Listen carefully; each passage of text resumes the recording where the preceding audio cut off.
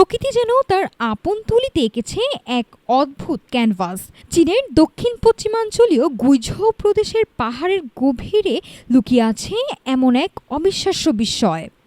নাম তার earths heart বা পৃথিবীর হৃদয়। রক্ত, লাল জল আর নিখুঁত হৃৎপিণ্ডের আকৃতি নিয়ে এই হ্রদটি এখন এই অঞ্চলের অন্যতম শীর্ষ পরিবেশ বান্ধব পর্যটন কেন্দ্রে পরিণত হয়েছে। কিন্তু কেন এই জলের রং এত লাল? বিজ্ঞানীরা বলছেন জল এবং চারপাশের মাটিতে থাকা উচ্চ মাত্রার আয়রন যৌগ ও খনিজের কারণেই এই চমৎকার টকটকে লাল রং। আর জল ও মাটির প্রাকৃতিক ক্ষয়ের ফলে পাহাড়ের ঢালগুলো রূপ নিয়েছে ধাপে ধাপে সাজানো বলয়ে। এক পর্যটন জানান, তিব্বতের নীল সবুজ হ্রদের কথা আমরা অনেকেই জানি, কিন্তু এমন রক্তলাল হ্রদ সত্যিই বিরল। এই অনন্য রংটাই আমাদের টেনে এনেছে এখানে।